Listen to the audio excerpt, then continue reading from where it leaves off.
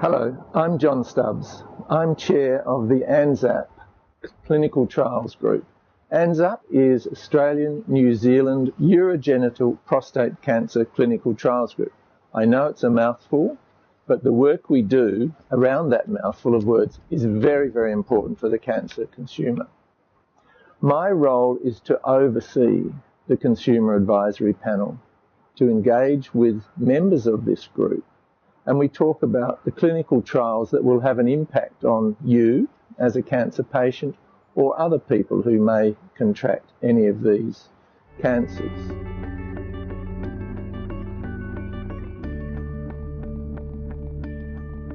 When you are enrolled in a clinical trial, you are putting your faith in the clinicians and the researchers who have established this trial or the protocol surrounding this trial. You want to know that there are checks and balances, that there are rules and regulations, and that there is a real process about your engagement. So a CAP is a Consumer Advisory Panel. It is made up of people like you or people affected by cancer. It may be somebody who has experienced cancer. It may be a husband or a wife or a carer of a person affected by cancer. And this is very important. So a CAP is made up of people from the general community. The purpose of the CAP is to review information that is provided to a person prior to their enrolment in a clinical trial.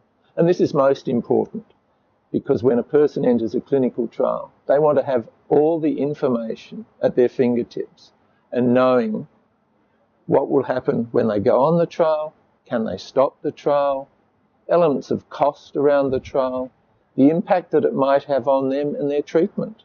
So there are two major issues that a member of a CAP must consider, and that is around the information and the consent form that is provided to the participant, and also around the protocol of the clinical trial.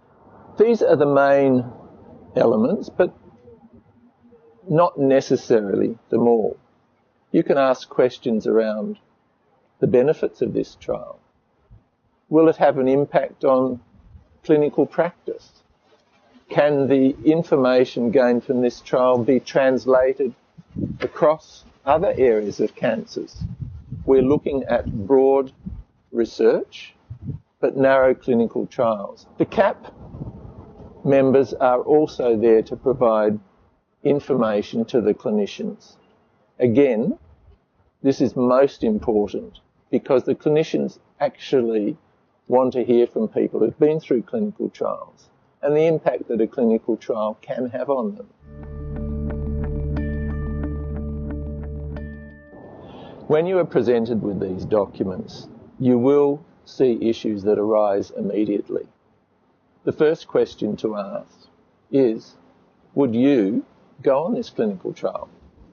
Are there elements in relation to the research or this clinical trial that you really have major issues with? What about the patient information? How is that set out? Is it clear? Is it in terminology that you can understand? Are there details about the cost of this trial, not only to you in monetary terms, but also in time terms? And are you going to be able to undertake the time and the impost that this will have on you and your family? In reviewing this information, you might find that there is too much information for the patient to absorb. But in saying that, there may also be things that are omitted. There will be other issues surrounding your engagement. Some of it might be via telephone. Somebody might be via the web. You'll have to be sure that all patients who are enrolled in the clinical trial have access to either telephone or web. This might seem very small and insignificant, but it is very, very important when you're dealing with patients from a rural area who are eligible for the clinical trial, but need those tools to be part of the clinical trial. Other questions to consider would be the numbers of people enrolled in the clinical trials. For statistical reasons, and this is something that you can raise with the clinicians, you do need a certain number of patients to be enrolled in the trial to get some benefit, either from the drugs or the new protocol or the new processes. So those would be issues that I would ask you to consider very closely and review and raise these with the clinicians who are running the trial. At the start, I did talk about a CAP, which is an acronym. So throughout a scientific paper or a protocol, you will find lots of references to acronyms. One of the important things to review and ask and look for is a glossary of terms, because you are entering a world which is probably not familiar to most of us. But it's important that if there is a good glossary of terms, you can understand exactly what a CAP means, what exactly ANZUP is, what exactly elements of the protocol are and are defined as. When you see the protocol, it is important to be sure in your own mind that you know what type of trial it is. It could be a new drug, it could be a new treatment, around blood tests or temperature taking, something quite small like that. Or it might be a new way of doing radiotherapy or treating cancer in a different way other than drugs or radiotherapy. So that needs to be clear in your mind.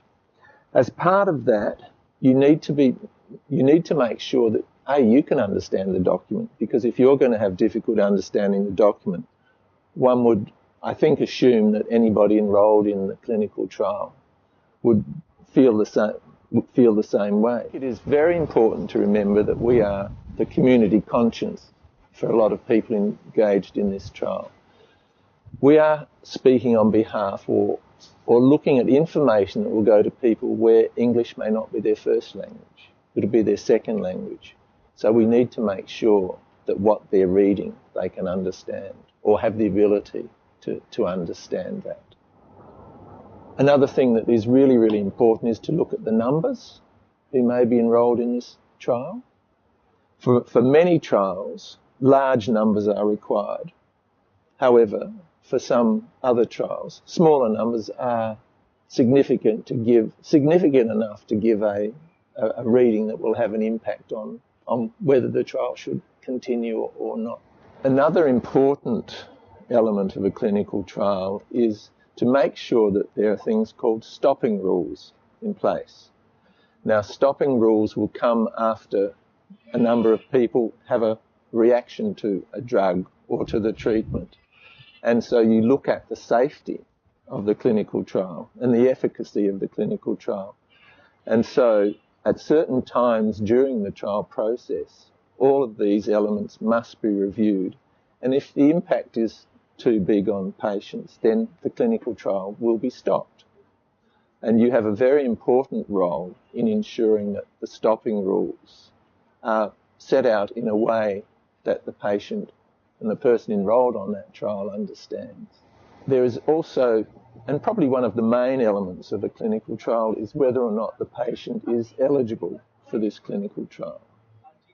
If you are dealing with science, there may be some very, very small parameters engaged in this protocol, and that may have an impact on the numbers of people who will be eligible for the trial.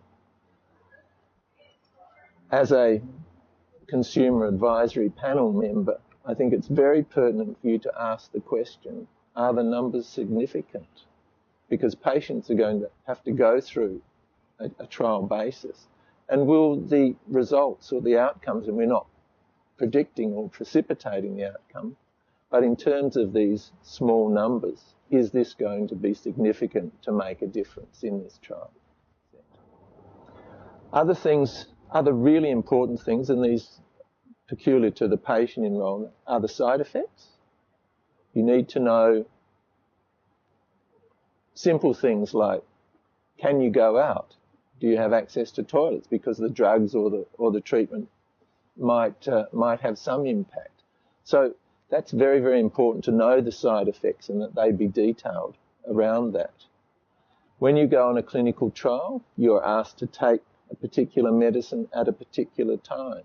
So it is a commitment on behalf of the patient, and I think those elements must be outlined to the patient too. Because a clinical trial can go for a number of months to perhaps a number of years. And so the impact of that time on you, on your life and on your family does have to be considered. So we're not just talking about the science, but we're talking about the overall involvement of that person in that trial.